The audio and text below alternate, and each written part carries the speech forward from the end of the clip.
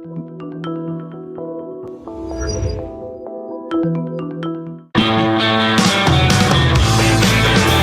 is the Gerry Callahan Show. All right, I want to start with a prediction on this Friday. A prediction for this weekend, and it has nothing to do with my bracket, which is busted. Oh, McNeese State ruined my bracket. Is there anything more tedious than someone talking, tweeting about their bracket? Who cares about your bracket? Let me know when you win your pool. Until then, I don't care. What I do care about is the simmering violence in this country, the attacks on innocent people because of what car they drive. Someone is going to die. I'm just going to start with that. Someone is going to die. It feels like 2020 all over again, where you have violent leftists acting out, and you get copycats who see this, who want to be part of it, who want to feel like they're fighting the man, fighting the Trump administration. So they're going to continue to go after Tesla dealerships, Tesla owners, innocent people, most of whom are Democrats, most of whom live in blue places and drive this car because they're trying to save the earth. That's one reason. And then when they buy it, they love it. So they continue to drive a Tesla. And now they're under attack from psychos, from deranged lunatic leftists who don't care whether they're Democrats, don't care what they think about Donald Trump. They just found this way, this crazy, insane, deranged way to act out. So we've gone over it before. They are burning Teslas. They're burning Tesla dealerships, firebombing them, spray painting them, putting swastikas on them, because everyone knows what Musk is doing is exactly what the Nazis did, eliminating fraud and waste in the federal government. It doesn't matter if it makes sense. It didn't make sense in 2020. George Floyd died of an overdose, resisting arrest, and people started acting out, and there were no consequences. And before it was over, there were more than 500 violent riots. There was looting. There was assaults on police officers. And there was $2 billion worth of damage. And there was just permanent damage done to this country by the George Floyd rioters who were allowed to run wild. They knew if they threw a brick through a window, there'd be no price to pay. They knew if they set a fire, it was in the name of racial justice, and they would get a pass. So far, people have been arrested. Pam Bondi announced 3 arrests and said they're going to go to jail. And the suspects are exactly what you'd expect, complete lunatics. Here's the 3 mugshots from the first 3 arrests. The top 2 on this, they're women. Yes, I read it in the news. They are women. The guy on the left, blue hair. The guy on the right, I think his name is Lauren or Ashley or something. And the news, at least the fake news, says woman arrested for vandalizing a Tesla dealership in Colorado. And then you have the guy on the bottom, just a wacko. They're not going to stop. Even with these arrests, I think they're feeling rage, just like they felt in 2020. They see what Donald Trump is doing, which is exactly what he'd said he'd do. They see what Musk is doing, which is just heroic, saving our country, eliminating waste, exposing schemers and scammers, and it's driving them crazy. And they're not thinking rationally. They don't care that most of these Tesla owners are fellow Democrats. Doesn't matter. This is their way to act out. They are very frustrated, very angry that Trump is exposing, Musk is exposing their guys. And they're not going to stop until somebody gets shot. Here's video from Seattle, Washington, I believe from yesterday. It is so disturbing. I could describe it if you're just listening. A woman just driving along in her Tesla, heading to work on the highway, and a guy, an angry Democrat, starts stalking her, harassing her, yelling at her. And then he pulls in front of her on the highway, stops his car. What is that? I believe that's a Subaru, isn't it? Of course. The worst ones are driving Subarus. Subaru Outbacks. Be careful. If you're a Tesla driver and a Subaru pulls up next to you, they want you dead. He stops the car. He gets out of the car. He's wearing a mask and like army fatigue clothes. He's wearing a black face covering and walks up to the driver's side door of her Tesla. Of course, it's a woman. I'm pretty sure he knew that before he approached her. But watch this video and tell me what happens when one of these deranged leftists does this in Texas or Florida or West Virginia or Oklahoma or half the country. Try this in a small town, guy. Can you play this so we can watch him stop? Because she was driving a Tesla. I was thankfully by myself. Lee was on the way to a doctor's appointment in Linwood Wednesday morning when she says all of a sudden a driver behind her just laid on the horn Double yellows. as they came up to a red light. Things spiraled out of control when a white SUV followed her and cut her off, stopping in the middle of the road. Gets out and walks straight up to my window. So I cracked my window and I said, what is the problem? And he goes, you need to sell your car. This is a Nazi car.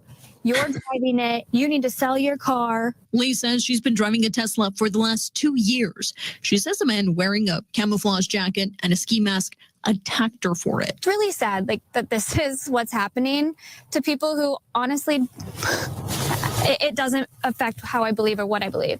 It's just the car I drive. Being in Seattle, it was climate's important, our footprint's important. This seemed like the right move for our very busy family. This, however, isn't the first incident or act of vandalism reported. We've seen attack after attack after attack. Teslas set ablaze at the Las Vegas Service Center earlier this week, with the culprit leaving behind the word resist. In Oregon, shots were fired at a dealership, and in Massachusetts, charging stations were torched. There it is, Massachusetts. All right.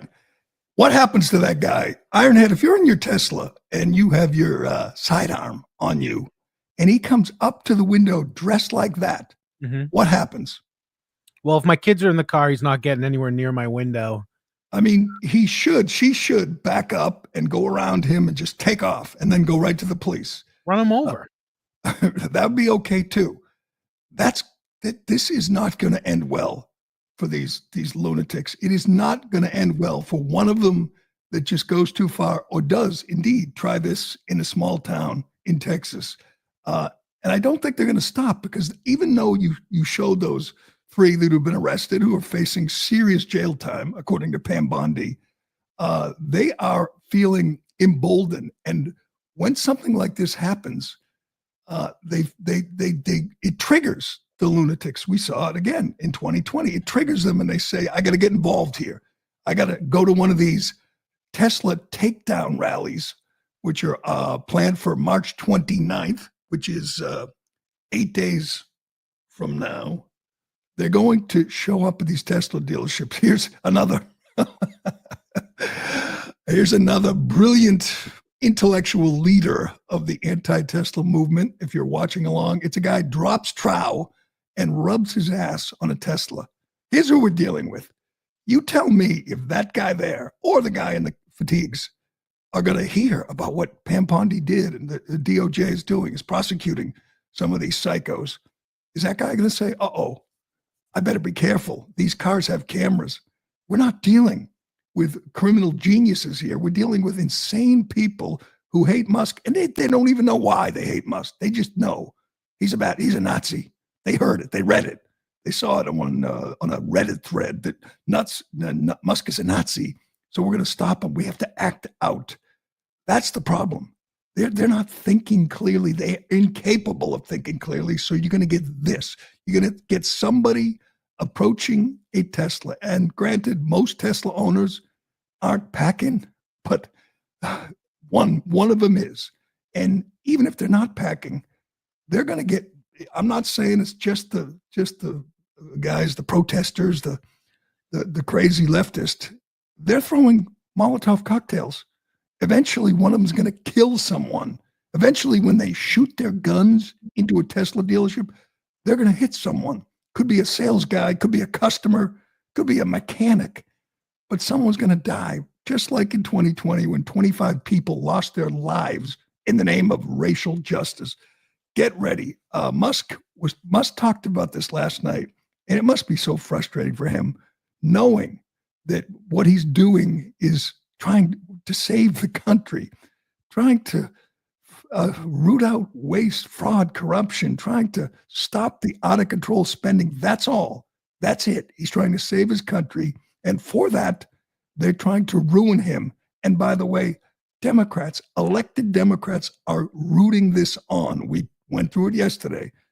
Jasmine Crockett is celebrating. She wants Tesla to be taken down on her birthday, March 29th. Other Democrats, so far I've found one, Ro Khanna, one Democrat from California who says something like 20,000 people in his district work for Tesla. So he is not supporting this action nationwide. But it must be so frustrating for Musk. They loved him a year ago. They loved Tesla. They loved all his companies. They thought he was a hero. But then he supported Donald Trump, and now he and Trump are doing exactly what they promised to do, and it has set them off, and they want him dead. Here he is talking about the violence that's broken out from coast to coast against Tesla. Teslas will be available worldwide. So overall, it's good. If you read the news, it feels like, Armageddon. So I was like, I can't walk past the TV without seeing a Tesla on fire. And like, what's going on? Some people, it's like, listen, I understand if you don't want to buy our product, but you don't have to burn it down. That's a bit unreasonable, like this is psycho. Stop being psycho. Okay. This is psycho. Stop being psycho. That would be the one message. Hell, that's the message for Democrats all the time. That was the message that Democrats should have heeded during the election, during the campaign. Stop being psycho. Stop supporting, women, men and women's sports. Stop supporting taxpayer-funded surgery for murderers and illegal aliens. Stop that. But they couldn't. They can't stop being psycho, which is why this weekend, maybe next week, week after, maybe March 29th, one of these people you see on the screen, you telling me that they're going to think clearly, that they're going to heed the warnings and behave themselves and protest peacefully? That's not how it works with these people. They are going to cross the line. And hopefully, when it really gets violent, hopefully they're the ones who pay the price and not innocent Tesla owners. I mean, think of how illogical it is. All these blue states, blue cities are full of Teslas. 90% of the drivers, probably more, are on their side, and they don't care. You drive that car, you're a Nazi. Sell it. So they think they can intimidate people, innocent people who are just trying to get to work or get to the doctor's office are going to go, oh, I better sell.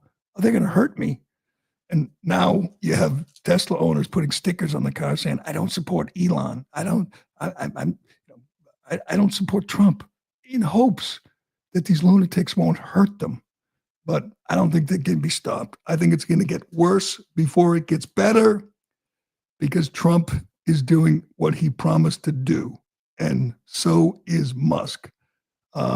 Yesterday was a big day. Yesterday, Trump did, once again, what he said he would do. Trump eliminated the Department of Education. Let me just say, I have been waiting for this for 40 years. I have heard Republicans promise to do this since Ronald Reagan. Mitt Romney promised to do this. Bush, the Bushes, you name it. They all said they were going to do this because they know what the Department of Education is. It's another Democrat boondoggle. Only Trump actually went through with it. Even the great Ronald Reagan didn't. He promised to do it before he even took office. And this was only a year after Jimmy Carter signed it into legislation, signed it into effect, that established the Department of Education. And even Ronald Reagan couldn't get it done. Donald Trump did it. Promise made, promise kept.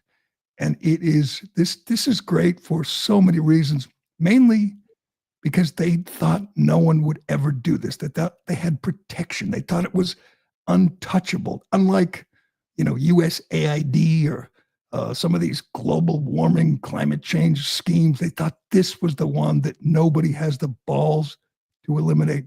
Trump did it. We'll get to that and more. We got more. Bill Burr. God, is he just insufferable.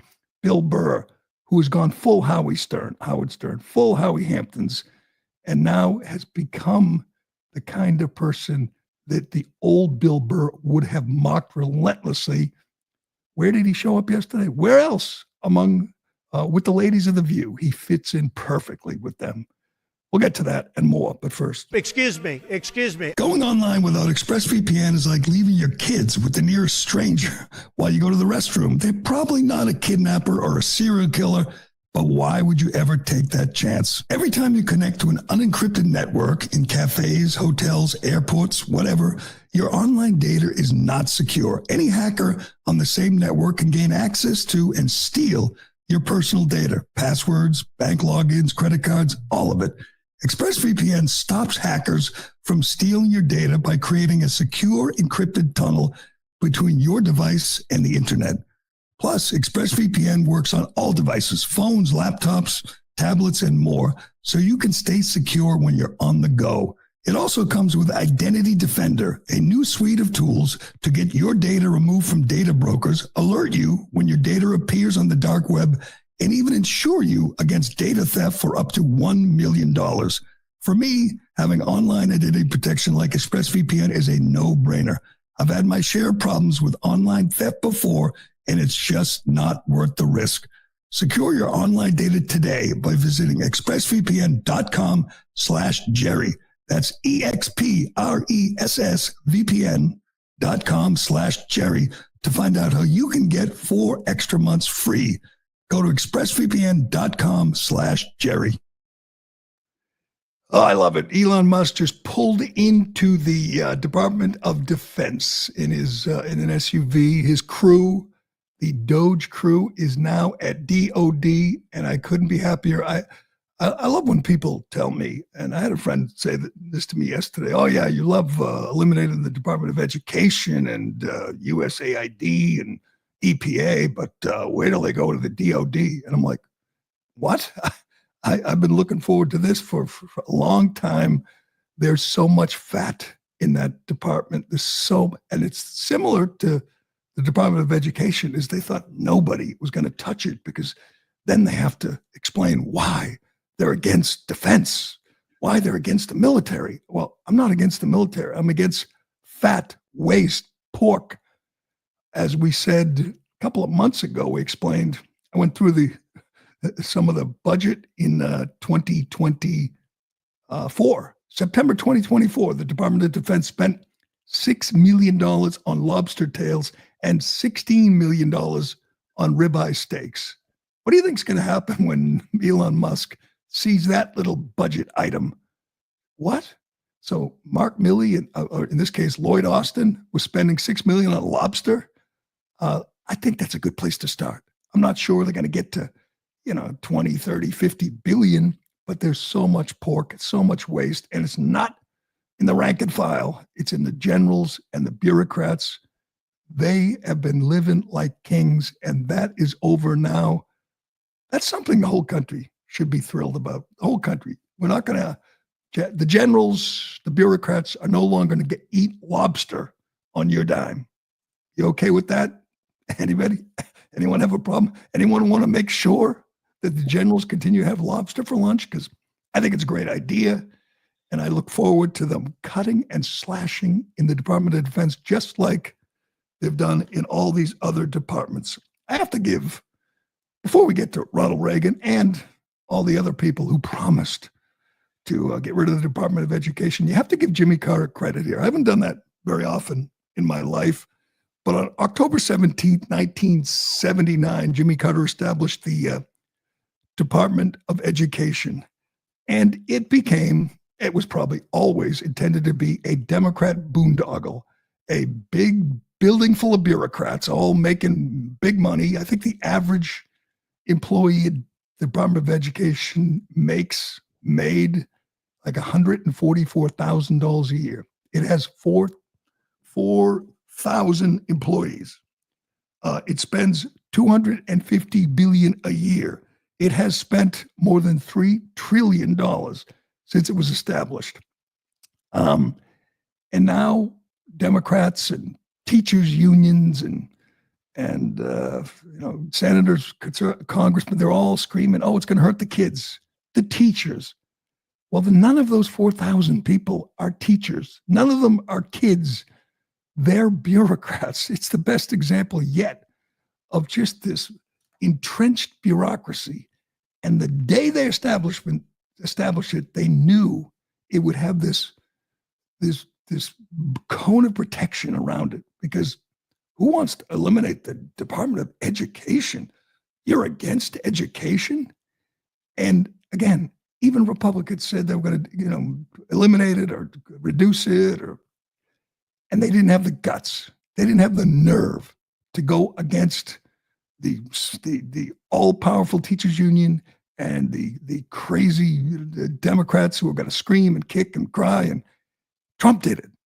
And we should all salute him. They've failed.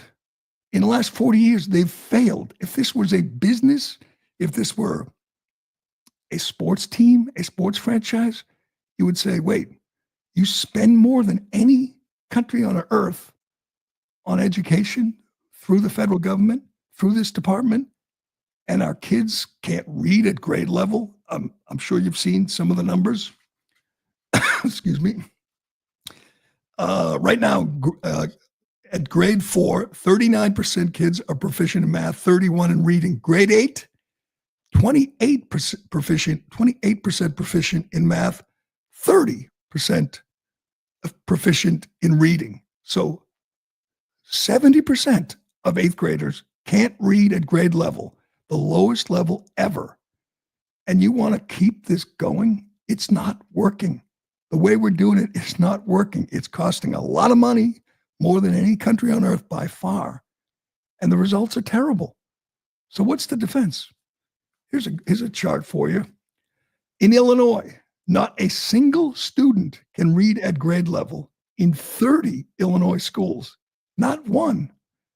I grew up, there was no Department of Education. I'm pretty sure kids could read. I could read. I mean, wasn't great at, science, math, but I could read. I didn't have the Department of Education directing and controlling schools when I grew up. It started in 1980. And since then, the results are horrible. So what's the defense? What's the explanation? Oh, they're all well-meaning adults. It's a boondoggle. Every one of those 4,000 employees at the Department of Education, they're all into DEI and indoctrination. They're not concerned with reading and writing and history and civics. You know that. Everyone knows that. But they thought they could get away with it because, they meant well and they had a lot of people supporting them.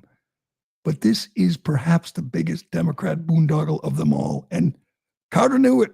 The people out there screaming today, they knew it. They knew that no one would have the guts, no one would have the nerve to eliminate this. How about this one? In Connecticut, a girl is suing because she graduated from high school and she can't read. She's suing the school department because she can't read.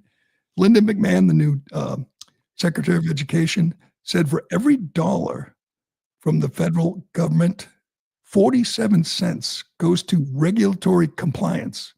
Is that helping kids? Is that helping teachers? Is that what you think?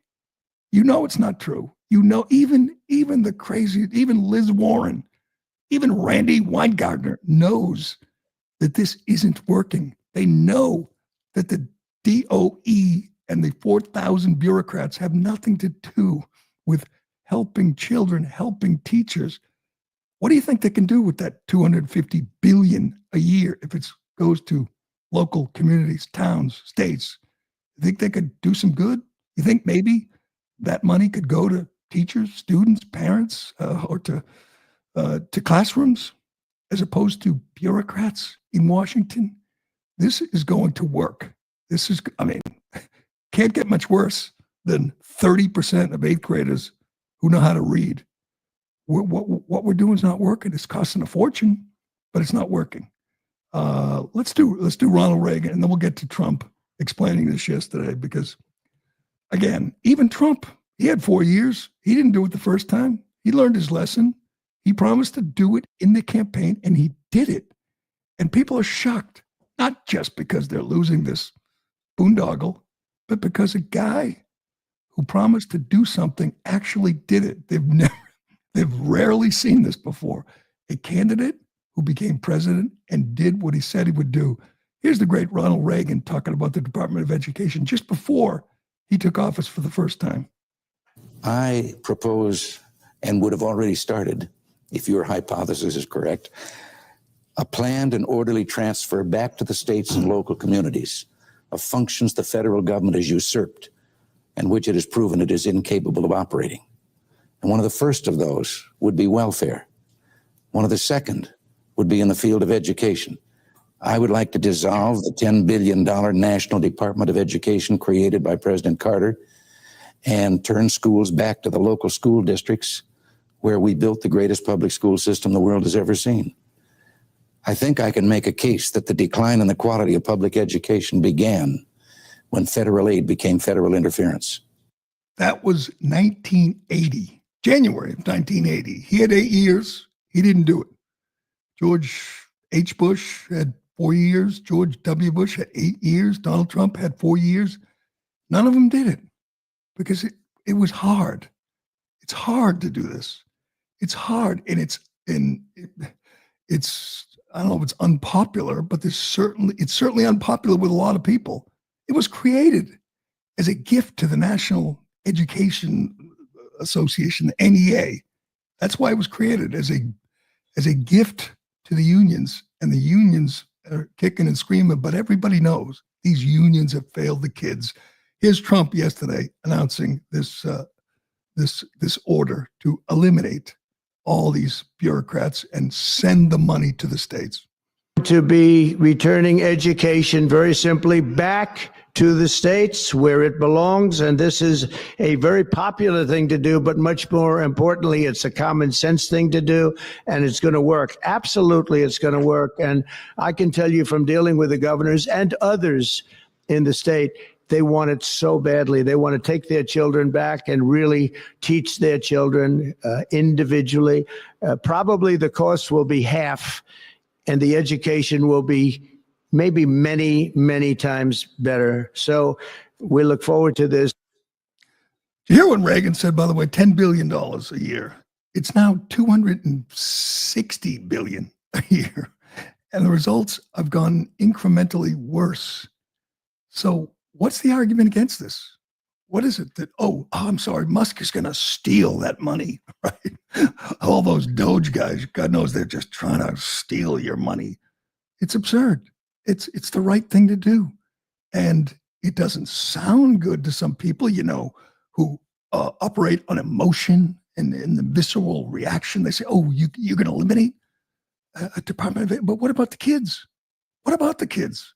How did they benefit? How did 4,000 bureaucrats help the kids? They didn't. And we knew it. Everyone knew it. It just took some guts to do it, to actually do it. And now we need Congress. We need legislation to make this permanent, and then sell the building, sell that building, sell all these buildings, sell all these empty federal buildings, and do it quick. That's the goal. All right, we got so much more to get to on this Friday. I want to get to Bill Burr on The View. And we get some great stuff from CNN. Let's do Bill Burr. Let's do Bill Burr while we're here, because I hate him. Can I just say I hate him? I used to love him. I hate him. I mean, he's become Howard Stern. He's become Jimmy Kimmel. He's become a total sellout. And I don't think it's a matter of his heart changed. He just saw the light and realized, these Trump people, they're just bad for the country. I think he's Obviously, he's henpecked. We know his wife hates Trump. And he lives in L.A., like Jimmy Kimmel, like Howie Hamptons. He wants those people there to love him, people in New York and L.A. He wants the girls on The View, the ladies on The View to love him. He's a total sellout. And I know he's already fabulously wealthy, but I think he never recovers from this. I think there's a lot of people who look at this and say, God, you are pathetic. You are gutless. He's asked by, Joy Behar about Musk and the Musk team. Musk, of course, according to Burr, is a Nazi. Yeah, sure, Nazi, because he raised his arm once. So he's a Nazi. But listen to his explanation of why Musk is doing what he's doing. Weird time when I just feel like someone needs to bring the boiling water down to a simmer, and everybody on both sides, like if you watch CNN, Fox, you go online, or you listen to politicians, it's all, and then you walk out on the street and someone's like, hey, how you doing? You're like, good. So I don't think they're living in like a reality. But is there anybody getting your ire up these days more than usual? Nerds. Yeah, The nerds that own the politician, all these tech nerds that want to build robots because they don't know how to talk to hot women, they're gonna take over the world. They're gonna take over. They are literally gonna replace us. We're like beta right now, and they're coming out with like the VCR. And I think Elon has got the rockets going because they realize there's other Earths out there, and they're gonna trash this one, and because they don't have any concern for it, and they're gonna move on to the next Earth. And everybody's gonna be standing down here with your blue and red ties, going, "Wait a minute, I was on your side," and they're just gonna leave. Well, you were talking about death in your set. They not realize that they're going to die. These people, they don't realize that they eventually I always everybody wondered dies. that about all religions, where they always talk about a wrathful God and will send you to hell, and it's like none of you guys are operating like you fear this. Didn't he used to be funny, Ironhead? You're the expert. Didn't he used to? I know, use a little humor in his, Yeah, he tried. You could tell he actually felt the wrath of last week because Musk came up and he did not call him a Nazi this time. But think of what he said. He said he's trashing this earth. Trashing this earth. Elon Musk, the guy who created Tesla, the best and most successful electric car company. If you were to ask someone like this a-hole a year ago, who has done the most to save the earth? It would be Musk. I mean, not just with Tesla, but with SpaceX, with Neuralink, with Starlink. No one's done more good for humanity, more good for the planet than Elon Musk. Now this dick says he's going to trash this earth and go to different earths. I mean, that sounds so stupid. I mean, not just unfunny, but it's just so dumb. But yeah, Elon Musk is trashing the earth. How's that work exactly? When did he do that? Elon, by the way, other Earths. I mean, I'm no astronomer, but I don't think he's looking at going to other Earths, Bill. He's looking at going to the moon, maybe Mars. But what does that even mean, going to other Earths? God, this guy is just pathetic. Can't stand the sight of him anymore. And you know what he'll do? He'll continue to do Jimmy Kimmel and Colbert, probably Howard Stern, The View. He's become in that little circle of sellouts, people who used to like Trump, people who used to have a sense of humor, who have just lost their minds. Trump broke him, and it's kind of sad. But speaking of broken, we're going to get CNN is actually going at Gavin Newsom. Gavin Newsom, I have to say, obviously he's running for president, and he's done the best job. We see those lists of 10, 12 people that are potential candidates in 2028, and it's laughable. It's just a parade of clowns. AOC's top of the list, and Jasmine Crockett, Tim Walz are on the list. The only one who looks formidable, the only one, is Gavin Newsom. Not because he's a man of integrity. He's a total fraud, a total chameleon. But he started this podcast to appear to be a moderate, to appear to be a centrist. It's, in some ways, it's working because most of the people he needs to vote for him are stupid. They're dumb. They just see, oh, Gavin Newsom, he's kind of reasonable, irrational. They don't care that he let half the state burn to the ground, or he's got, he runs the single worst run state in the country. They don't care because he looks good, sounds good, and he appears kind of moderate on these podcasts. Well, CNN, one of the things he said to Charlie Kirk on his podcast was that he never used the word Latinx or Latinx. What is it, Latinx or Latinx? I can never keep it straight. Latinx, and they've come out strongly saying how much they hate it. That's true. Hispanics don't like it. It's one of those things that is only said by real, stupid liberals, like Latinx. It's kind of a red flag. You hear that, that person is got the woke mind virus. They think they're supposed to say Latinx. It's kind of like pronouns or they, thems or whatever. And he said definitively to Charlie Kirk, he said, no one in my office uses the term Latinx. And CNN exposed him, and it's hilarious. Watch this. So let's talk about the word Latinx. Just 2 weeks ago, here's what he said about it. By the way, not one person ever in my office has ever used the word Latinx. So can we finally put that to bed? Yeah, we agree? Where did that even No come? more Latinx, everybody. Well, I just didn't even know where it came from. I'm like, what are people talking about? But there was a person who used Latinx. It was actually a really important person. It was him. Right? Yeah, that's right. And look, these aren't minor shifts. These are progressive issues that Gavin Newsom used to champion until fairly recently. And now he's not just walking away from them.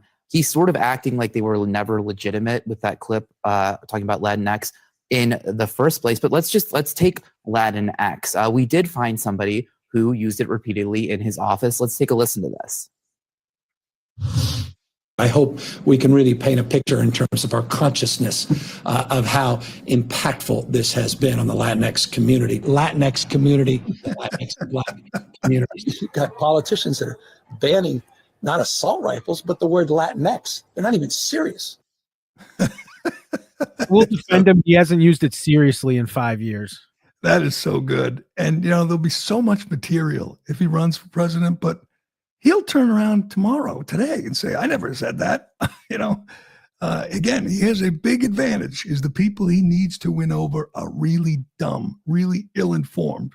The people who, think Jasmine Crockett is smart or AOC could be president. Those are the people he's going to try to win over, but and he's going to be a formidable debater, not a great debater. Ron DeSantis kicked his ass, but he'll certainly be a better debater than Kamala Harris, who, by the way, is on that list of potential candidates in 2028. Before we move on, got another moment from CNN. This was amazing. I, flip over it, like I said, to see if Scott Jennings is on that show, whatever it's called, Abby Phillips Tonight or something. And this is the show where they fight, which is a good idea. It's the best show, I think, on CNN. The only show that I even stop and watch ever is this, when they have like 6 people and they have like one conservative and all these dumb liberals start screaming. And then Scott Jennings does his thing. It's good TV. Abby Phillips is just one of the liberals. She interrupts Scott constantly, and Scott makes faces and rolls his eyes. He wasn't on. This was a couple nights ago, but Mr. Wonderful was on. Kevin O'Leary. He's everywhere, by the way. What is he? Is he trying to get a job on TV? I mean, he's got billions of dollars, but he shows up on all these shows. I think he just likes it. He enjoys it. So he's on with, what is this person's name? Angela Ray. Ray. I don't even know who she is. She's some Democrat activist with weird glasses. And they're debating. And Kevin's sitting next to her at the table, and they're obviously disagreeing. But this, we talked about Hilaria Baldwin, whatever her name is. How you couldn't ever imagine like being with her. This is the best example of a deranged left-wing woman. She's not an awful, because she's not white, an affluent white female liberal, but she's awful. She's an angry leftist, and she just gets a little annoyed at Mr. Wonderful. Watch this. But I'm saying, like, you can contribute to whoever you want. And the After hope is that cooling off they're period. going to know that you want certain priorities. He literally The tweeted oldest- to the members of the Congress. oldest that profession they on did- You don't earth have to touch me. is not- He literally tweeted to these members, did that thank you for nicely. doing this. I don't want you to touch me. That's my I personal won't space. ever do it again. Thank Thank you. you. But he literally I don't want you to touch me. He just touched her arm while they were debating, and she's just seething. That's good. You know what? They should have those two back, and they should try to get him to, get Kevin O'Leary to touch her again. And it is funny. It is. I'm telling you that I don't know what the ratings are, but that's the best show they got because you feel the hate. Look at the eyes on this woman. That is such a perfect embodiment of the left right now. This woman, she enjoying the fire bombings of Teslas. She's enjoying, the threats on Musk's life, and she's the deranged left right there. And she's on, I don't even know, is she on TV a lot? I hope so, because she's good. She's good and crazy. Speaking of crazy, we got to get to this. You wonder, who still supports boys and girls sports and why? There was a clip out of Oregon that made the rounds of a 400-meter race, state championship, and a boy won by 10 seconds. Just boy just beat the girls because that's how it works. And there's it went viral and everybody's saying, including me, how disgusting it is. And that we're still doing this, that they haven't been defunded yet. They will be. I'm confident that they will get to that. They've already, the Trump administration's already defunded University of Pennsylvania, the place where Leah Thomas was named Woman of the Year after winning a national championship. They took away $175 million from Penn, which is good start. And Maine is, the state of Maine, they took money away from the University of Maine. The state of Maine is continuing to allow boys to beat girls in sports, boys to go in and change in girls' locker rooms. And we found somebody who makes the case, defends this absurdity. We'll get to that and more, but first. Excuse me. All right, a reminder to pick up your Callahan coffee. It's simple. And by the way, I heard lots of reviews over the weekend. I told you I saw a lot of people, and they all tell me how good the Callahan coffee is. Proudly roasted to order in Waltham, Mass. We ensured that you're getting the freshest and highest quality coffee beans possible, delivered right to your door. Try it. Check it out. Just go to CallahanCoffee.com or click the link in our social media bio to order now. Hi, it's Tony Marino, host of the super popular Newsmax Daily Podcast, a rundown of the day's top headlines and top highlights of Newsmax shows and interviews you may have missed, plus some sports, stock markets, and even some yucks, all packed into about 20 minutes. Search for the Newsmax Daily with me, Tony Marino, on your favorite podcast platform, and check out our entire lineup of great podcasts, including Greg Kelly, Rob Carson, and Gerry Callahan at newsmax.com/listen. Oh, we never got to Bill Burr's wife. Bill Burr, who said nerds are afraid of hot women. He said, I knew this was coming as soon as he said it. And immediately people online posted pictures of Bill Burr with his wife. This is a guy who thinks he can get hot women. I'm pretty sure Elon Musk has been with some hot women. He dated Amber Heard. Now, Amber Heard's crazy. I don't think I'd go near her, but she might be crazy, but she's a little hotter than Bill Burr's wife. Yeah, too bad we all can't be as cool as you, Bill, and get hot women like that. But let's get to this because this is so funny. A sports writer in Maine writes for the Ellsworth American. His name is Ryan McLaughlin. I've never heard of him, but I often wonder, who's making the case for the boys in girls sports? Who thinks it's fair for that kid, that boy that won the pole vault championship in Maine? He's ripped and he was a average boys pole vaulter, became a girl and dominated, won easily. And then the governor of Maine doubled down and risks federal funding to support boys in girls sports, boys changing in girls locker rooms. You're saying You just got to give up on that. All right. You lose. This country has spoken. It's not fair. It's not, it makes no sense. No one wants this. So why would you double down? Why would you continue to support it? Whether you're a governor or local politician, what's in it for you? It really is a kind of a commentary on the woke mind virus, on the deranged left, is that they don't care how unfair it is. They don't care how illogical it is. They don't care how many girls it hurts. I mean, the kid in Oregon won the state championship. That means he stole a state championship and a record from a girl. That's it. He took it. He took her moment. That was her moment. He stole it. Just like the pole vaulter in Maine. And a sports writer who knows how unfair it is posted this yesterday. Throw it up there. Here he is, Ryan McLaughlin. There's a concept in running. If you want to win, I don't know, train harder, do more speed work. Trashing LGBTQ teenagers won't win you races. Training faster will. And this was in response to the kid in Oregon who set a record, won the state championship in the 400 by 10 seconds. He responds by saying, if you want to beat the boy, then the girl has to train harder. And by the way, how does he know how hard the girls train? Here's the other thing. It was the most incredible ratio I've ever seen.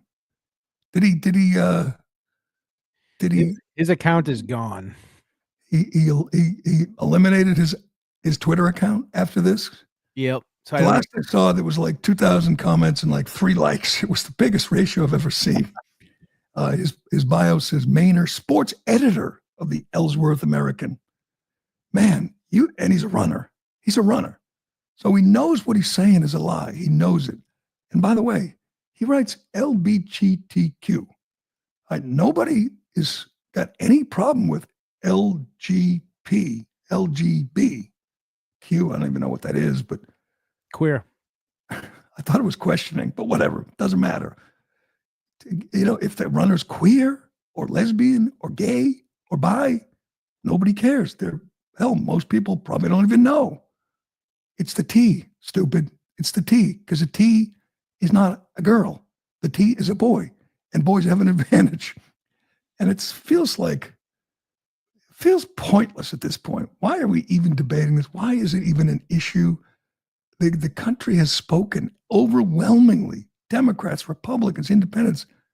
Nobody wants boys beating girls. And you have these little radical pockets that are flipping the bird to the Trump administration. And I think they're going to regret it. I think like Maine, like Penn, they're going to lose millions. And they're going to do it to defend 1 or 2 boys, confused boys who are bullying the girls. And they say, oh, it's only a couple of boys. It's only a couple of cases. Well, it's a lot of girls. If you have 1 boy dominating, track and field, then you have dozens. By the end of the season, you have hundreds of girls who've been the victim. And they don't care about them. They don't care about girls. They don't care about women. Just like, before we go, just like the mayor of Boston and the governor of Massachusetts and Senator Liz Warren and Senator Ed Markey, they don't give a damn about girls and women. They can't play that card anymore. Women's rights, we care about women. No, they don't care. And in this case, it has nothing to do with sports. This is a daily occurrence, literally a daily occurrence in Massachusetts, in Boston. Here's just yesterday, again, from Bill Malusian, great reporter. He writes, this is yesterday. It's amazing. 2 days ago, it was another guy we told you about yesterday. Here's today, or this happened yesterday. New, ICE Boston has arrested a Ugandan illegal alien who's charged with 2 counts of assaulting a pregnant Massachusetts woman in Waltham, Mass. ICE says the Waltham District Court ignored their detainer request and released him into the public. The alien entered the U.S. in April 2021 when he was flown into Boston Logan Airport. ICE says despite having an expired visa, the Biden administration released him into the country. That is just mind-boggling. Even for me, I know how bad these people are. I know how foolish Maura Healey, Liz Warren, how just incoherent and deranged they are. But who supports this? Even in mass, who supports this? Here he is, the Ugandan. His name is Gideon Mansunusu. In the country illegally assaulting a pregnant woman, goes before a judge, and the judge lets him go. Just sets him free, making the job for ICE that much harder. If they were doing their job, if they cared about pregnant women, they would hold them in the cell till ICE got there, hand them over. But no, they sneak them out the back door. For what? I will never be able to get my mind around this. What is the argument? Why are you not cooperating? Even Democrats say they agree they want to get rid of the worst of the worst. I don't know. A guy beating up a pregnant woman would qualify to me as worst of the worst. But in Massachusetts, in Boston, we have politicians who are devoted to protecting this scum who shouldn't even be here, was flown in to the country and released illegally by the Biden administration. That's what we're dealing with. That's the job ahead for Tom Homan. Tens of millions of illegals, many, many. I love this idea that, they're going to catch some poor grandmother. No, they're going to focus on people like this. And it is a big job that's going to take years. Play the mayor for me once more. This is the mayor. I think people around the country can't even believe this is a mayor. People voted for this child, this person who sounds like a college sophomore at Harvard, where she went in a social justice class or something. Here's the mayor yesterday, 2 days ago, when another illegal alien rapist was caught by ICE. Here's your message. We stand with immigrants. You belong here. Somos una ciudad de inmigrantes. Boston doesn't back down. They don't care about victims. It's just, if you're one of these faculty lounge liberals and everything's like conceptual and theoretic, you don't care about victims. Your whole mindset, your whole mentality is, what about the criminal? What about the perpetrator? What about the poor Ugandan immigrant? He was just misguided. He probably wasn't raised right. We must reach out to him. We must help him. He's marginalized. Victims, they don't care. Girls, women, pregnant women, they don't give a damn. All right. That was a wild week, Ironhead. And you know what? It's going to continue. Again, I'm going to double down on my prediction. By this time Monday morning, someone is going to get seriously hurt, if not killed, by these anti-Musk psychos, anti-Tesla psychos out there. I wish I was in the market for a car. I said I'd never drive an electric car, no interest, when they were mandating them. I don't. I'm starting to think I need a Tesla. I need a Tesla. They're nice. They look nice. They're fast as hell, ridiculously fast. The slowest Tesla goes from 0 to 60 in 4.9 seconds. That's the one I heard Musk talking about the car Hannity bought, and he said it goes from 0 to 60 in 2 seconds. 2 seconds. How do you not snap your neck back and hurt yourself when you're going that fast? But like I said, a couple of friends of mine are Tesla owners. One of them is a real liberal, and he doesn't care. He loves this car. He will never drive anything else.